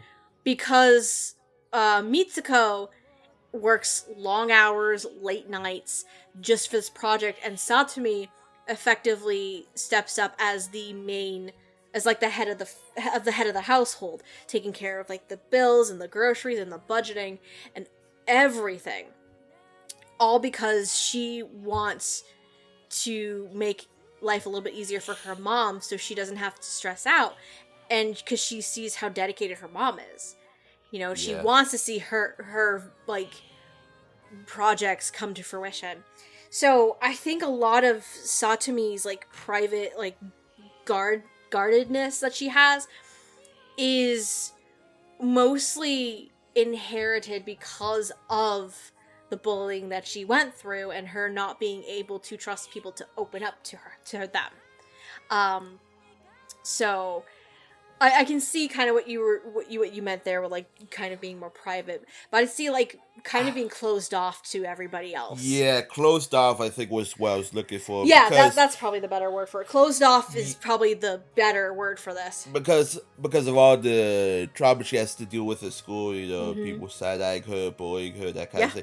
Not only that, but her upbringing, too. If you go through Shion's flashback, we see a couple of moments, like, one, her Tamagotchi gets taken away from her. Right. And then AI gets leader. So, but also, too, there was a moment where you see Shion sees her mother, and I think what looks like to be her father, and her father's getting on the Yeah, train at the about to train leave. station. Yep. And Yeah, Satomi's trying to get him to stay. Yeah, there's a lot happening there for Satomi. yeah, yeah. That kind of thing can really mess up a kid. I mean, Ugh, speaking from experience. Um, but no, yeah, she's very closed off, and like the whole thing with the Princess Taito thing, it's because I think she at that point in her life she viewed Toma as similar to her mom, where he's very passionate about his interests and his projects, and she wants to see him succeed as well, right? So it goes.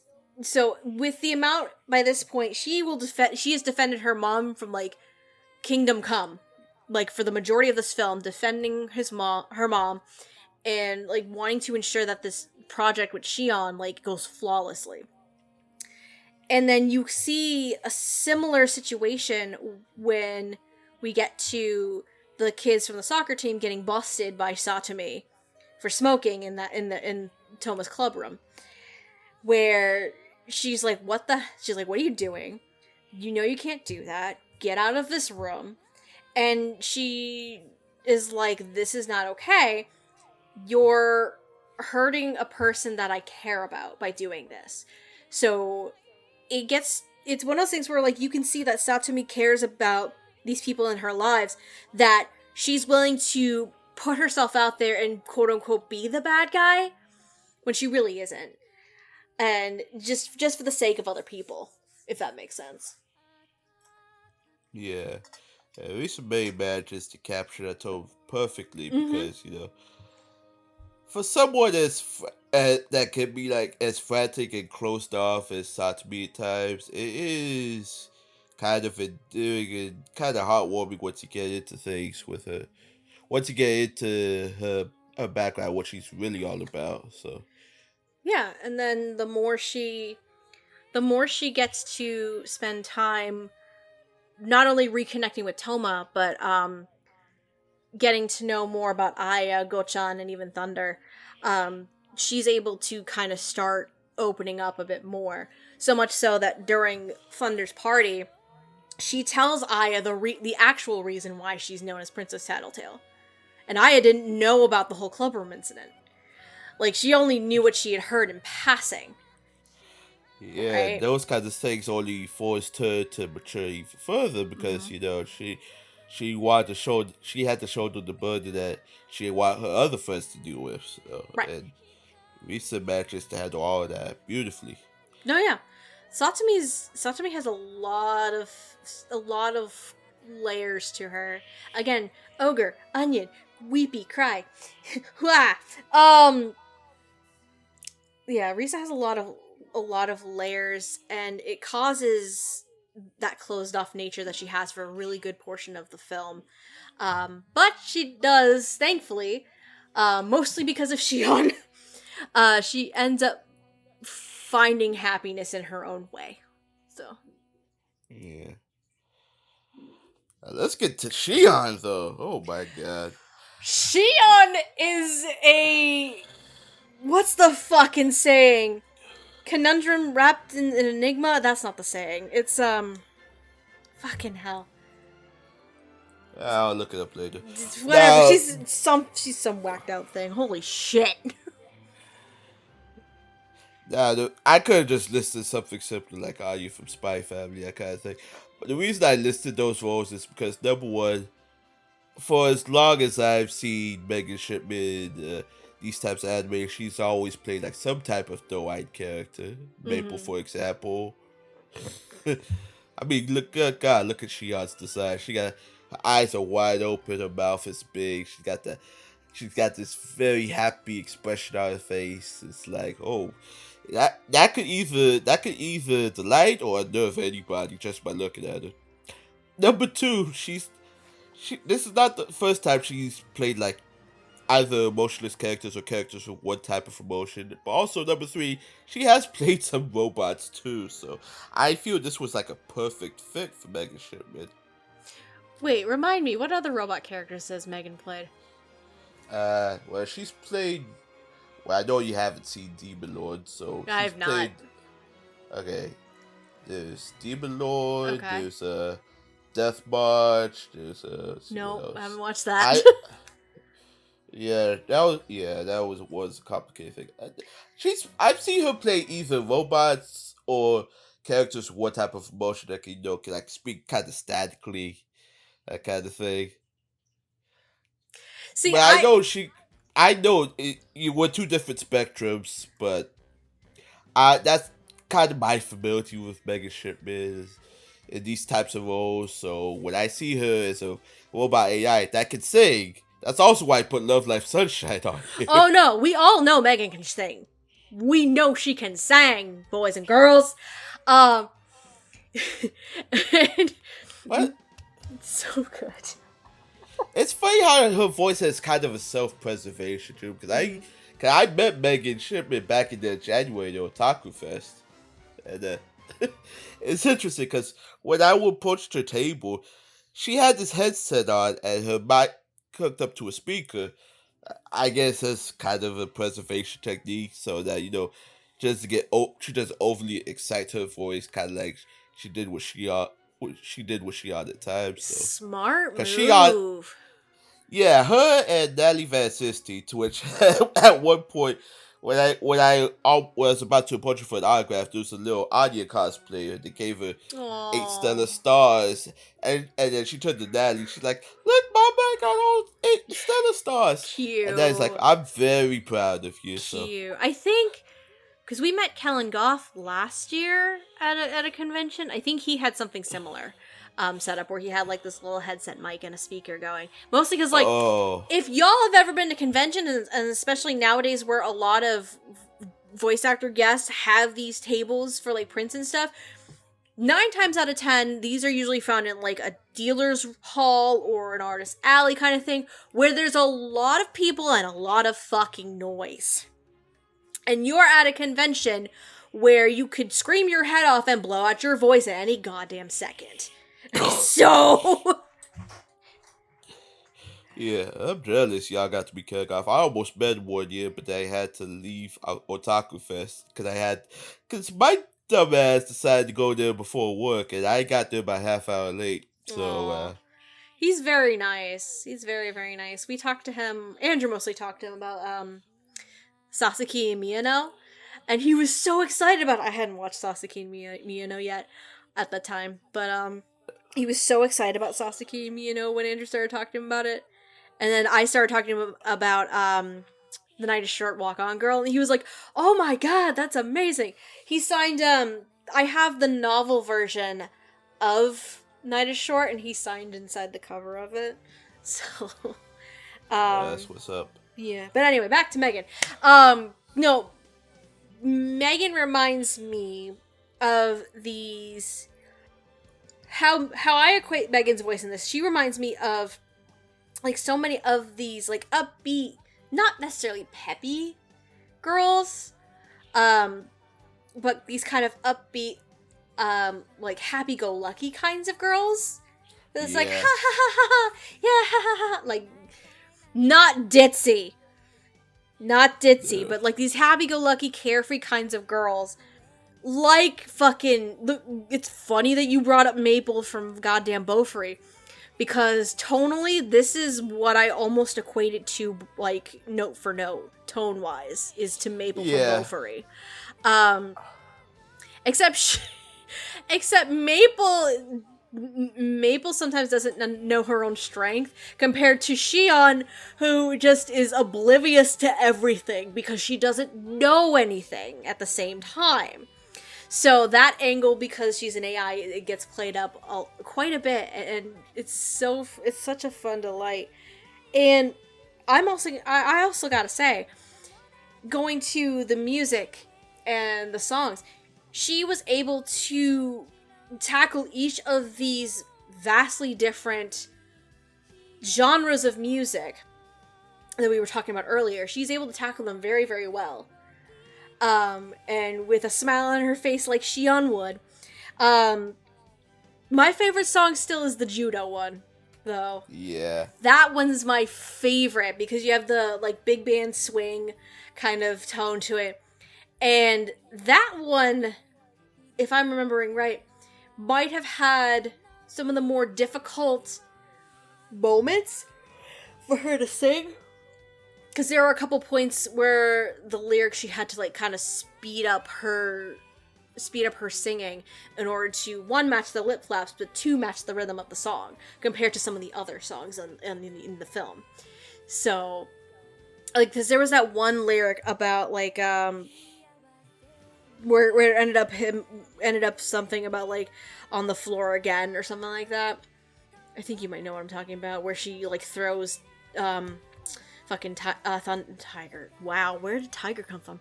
Thunder, like the second time during that song. Yeah. And she kind of had to like speed up her words to like match the lip flaps and the rhythm of the song.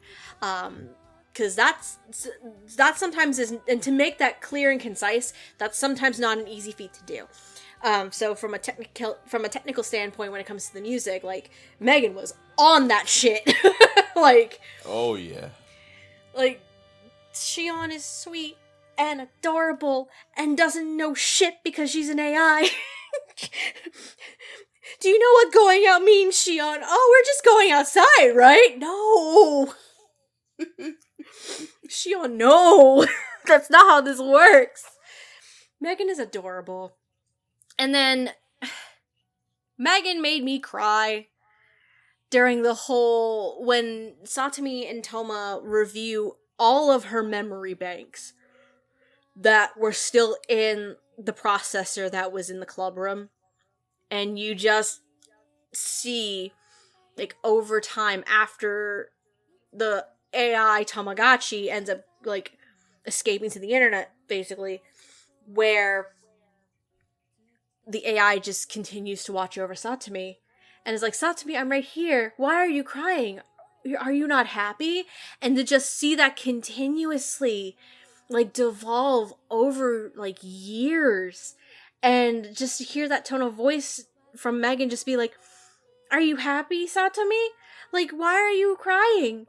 Like, how can I help you? Satomi, I'm right here. Remember? And then she tries to start singing to Satomi, even though Satomi can't hear her. Like, I was just like, I never felt for a goddamn AI before, but holy shit. Like, it made me cry. I was like, oh no. I was like, poor Shion. He was so sweet, though. Yeah, I think I remember the first time I watched this, I started quite a little too. Yeah, I was like, no.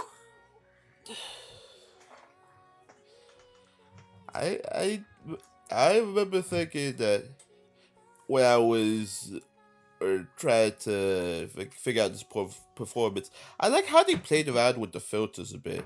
Not just on Shion, but on Toma and Satomi as well. Because, like we said, yeah, because of the memory banks. Yeah, you're right. To which that twist threw me for a loop because I thought they were just uploading like the memories for like the last couple of days or so from the party. That was a big twist. Like, I thought that too. And then we get to the video of like little Satomi and Toma. I'm like, wait, the fuck? And then you realize it was the Tamagotchi, and we're like, oh my god. It's to which I like these types of movies, like, alright, because nowadays, like, when people try to watch a movie and they try to figure out a twist or something, they're gonna be like, oh yeah, I figured it out like the first 5 minutes or so. And then this was like, no, you never see it coming. Like, even when like there were like subtle clues right in your face, like the whole Tamagotchi thing, you don't think about that till the very end. No. It's like I can imagine, like, if I were to watch it again, like, right now, like, I'd be able to pick up on some of those pieces a lot sooner. Because they talked about everything with the Tamagotchi at least a couple times. They talked about... Even the goddamn Moon Princess thing has been there since the fucking beginning. because Satami has a goddamn Moon Princess alarm clock. Which goes off randomly. Yes. Like, bits of what became Shion is sprinkled throughout the movie, and you would think that they would be throwaway lines. There's no such thing as a goddamn throwaway line or backstory bit. Like, at all. So, you would have to pay attention to what goes on throughout the course of the movie. It's so... I imagine... I 100% imagine if I were to watch the movie again, I would be able to see some of those... pick up on some of those moments again. It's very interesting. But no, I didn't expect that goddamn twist. I'm like, it's like, she owns the Tamagotchi? What the fuck? Also, if you now hear any extra noise in the background, my cat is on his cat tree, and he's gonna go crackhead and make it everybody else's problem. I'm just constantly hearing the water fountain in the background, so... It's very soothing, isn't it? No, I'm kidding. What do you want, Ash? You look like you're gonna go crazy. What are you doing, bud? Are we going to go crackhead? He looks like he's gonna go crackhead. Apologies if he goes crackhead. Anyway.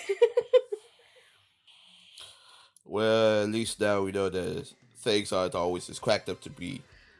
Yeah. You right. But anyway, I love Megan Shion. Precious, sweet summer child Shion. Who doesn't know what going out actually means. No, but we do, and I guess it's time for us to go out with a bang. So let's get into final thoughts, don't we? Yes. Would you like me to go first? Yeah. Okay. So, I said this not too long ago. I had not seen this movie until prepping for summer at the movies this year. It is... There's a lot going on with it. You, again, like I've said a couple times, you have to suspend your disbelief for a couple different things. If it is your first time watching the movie, you really have to suspend your disbelief. Right? Because AI and robotics and random singing throughout the course of it. What the fuck is happening? Again, it reminds me of, like, Golden Age Broadway musical kind of deal. Though I do get where the Disney angle comes from as well. It can be similar in that regard. But the more you watch the movie, and I think on rewatches you'll be able to pick up even more from it. But the more you watch the movie, you can see how sweet, endearing, emotional it can get. And with that, you need to have a cast and staffing that would really work for that. And Caitlin definitely put the effort in to make sure every bit of it just harmonized so well with each other. From the casting and the performances to, for Brina's end, the music adaptation and the style of it, and just everything around it was just so sweet and fun and endearing. And if you have not seen this movie or the English dub yet, I certainly recommend it. I am still stuck in my weird divisiveness with Ian Sinclair, but other than that, I think this is a stellar film and a stellar English dub. Your opinion on other people's opinions on some of these performances are probably going to vary different than mine, but I think it's a fun watch and you should give it a try. I'm glad I finally got to watch it. This was the perfect excuse to finally watch it, honestly. So yeah, I was aware of this film for the longest, and while it did look pretty cute at first, I didn't know what to think of it. So when I started doing pre-production for this, I did watch the film. I was like, wow, this is definitely something, because again, it kind of feels like a lot of those like big dramatic beats and that kind of thing in like Makoto Shinkai movies. But if Mhm. you just like copy and paste them together, Makoto Shinkai, God damn it, why? it Why was would right you there. do that? How dare you? It, How fucking dare you, Jamal? it was right there. You knew Doesn't it. mean you're. Just because you're right doesn't mean you're correct. It doesn't. Okay. No. Anyway, anyway, when I got through the film the first time, I had a fun time enjoying it. Although my only real issue was like the pacing of it because it made it feel like you know a lot shorter film than it was going to be at first. And then you Right. get to the third act twist, to which wow, this is very impressive. Like from a visual and a technical standpoint, because well, for one thing, this is a movie by J.C. Staff of all people, Oh, yes. Oh, good and old even JC though stuff. even though it's one of my favorite studios, not a lot of people have been receptive to certain JC Staff animes. Yeah, JC staff can be but hit or miss depending on your JC staff anime mileage can vary. as someone who enjoys the Rodex franchise, I enjoy the studio very immensely. Much like much like most of this animation, the story is kind of more than meets the eye. If you know what I mean.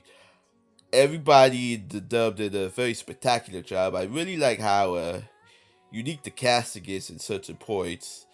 I mean, you got a few people from LA, you got a few people who are really just starting out in the voice acting scene. Uh, it is crazy to think, like, even for a Caitlin Glass dub, she manages to make the whole thing shine. And I really like her body of work, and I really like this film.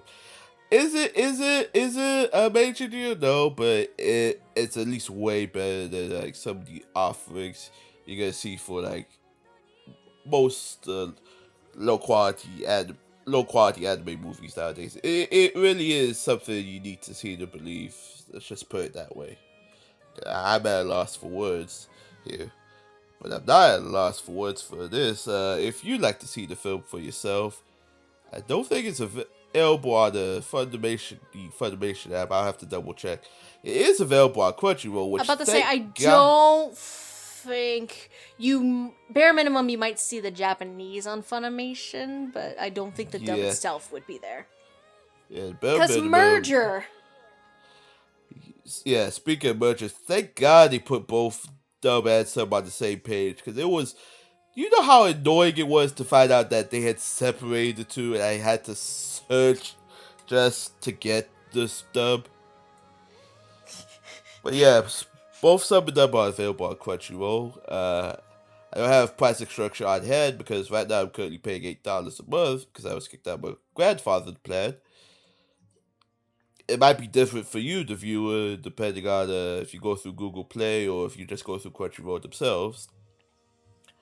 You can also Your pick it up. mileage will vary. Your mileage will vary. You can also pick it up on a Blu-ray and Right Stuff, Best Buy, wherever you get your anime from. Maybe As for, Walmart too, who knows? I will be generally surprised if it's at Walmart. Yeah, I'm just it's gonna say that. like Walmart has the most random shit you could find out of nowhere on occasion. It has some of the popular offerings, sure, but then you find the random one just like, I didn't think it would be in a Walmart. That kind of deal. Yeah, speaking of random stuff and offerings, if you like to hear us and what we get up to with the Dub Talk Podcast, we found on YouTube under Dub Talk Podcast, on Spotify, Podbean, Apple Podcasts. As for us and what we get up to, I can be found on Twitter, Jamstar529. I'm an assistant editor for the podcast. I can be found on YouTube at Jamstar1, just doing my thing. Plug yourself, Steph. Hi, my name is Stephanie. Sometimes I'm known on the internet as Lilac. You can follow me on Twitter at Lilac Anime Review, with review being spelled Revue. I sometimes edit, but right now the Mac computer, my laptop, and as I explained to Jamal before we started recording, it doesn't the USB ports don't like taking my USB drives no more, so I can't use my external hard drive. So until further notice, I'm not gonna be able to take on big editing projects. Whoop-de-doo. We also have, and I want to get back to doing this. We also, Dub Talk has a Twitch channel as well, where we sometimes will stream video games and stuff. I have not streamed video games in a hot minute, because a lot of stuff had been going on, and also now our capture card has shit the bed, so we need to get a new capture card. So it's gonna be a while longer before we come back to that. But I feel you, because I want to stream too, but I need the right equipment for that. But yeah, it costs money, and if you like what we do here on this podcast, we have a Ko-fi and a Patreon you can give to. Yee. To which, for at least a minimum of $1, you still support the podcast. A minimum of $5 will at least get your name read on air, such as we'd like to thank Megan's mom and dad, Michelle Travis, and Victor Maperona. But for $10, and this is where the good stuff comes in, you have a chance to enter in our quarterly Patreon raffle, which is about to start very soon, by the time this recording comes out. Yes. So, in our $10 tier, we'd like to thank Anthony Brown, Connie Lester Cow, Julia W., Kibwa Soup, Marissa Lenti, and Otaku Anthony. Thank you in supporting us for all that we do. If you want to check out the Patreon yourself, links will be in the description. I think now it's time for us to get on out of here. So, any last words before we sign off? Are you happy now, Jamal? Are you happy? Are you happy? Satmi, are you happy? Satmi, happy? Are you happy? Are you happy? Are you happy, Satmi? I am so gonna edit the hell out of that part. So now you have to keep that shit in, bro. Now you have to keep that in. No, I didn't say I'm gonna cut it out. I said I'm gonna edit the hell out of that part. You'll see. Oh no! Just don't get hit by the copyright bots. Also, because I think this is the first time we've been on an episode where we can say this. Thank you to theme song. Goddamn. Oh no, I forgot. Yes, we here at Dub Talk have a theme song now, because the great Gabriel Puccinelli can be found at Gabriel Puccinelli on Instagram, I think, and Twitter. Yes, thank you so much, because this is the first time I've ever gotten to be on episode since we now officially have an actual theme song. So thank you very much. So you can go support them on their socials as well. Yeah, give them your love and support. And I think on that note, it's time to end. Are you happy now, Jamal? I'm very happy. My work here is done. Sorry. My headphones cut out, so I'm going to hear that later. Yeah, probably. My work here is done. Goodbye. I'm the mood princess in this scenario, aren't I? I don't...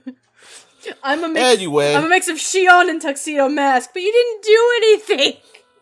I mean, it's basically Princess Kaguya. It's all Sailor Moon, Princess Kaguya to me at this point. Anyway, from all of us here, Dub Talk, good night, Otaku on, and keep on singing. Good night, everybody.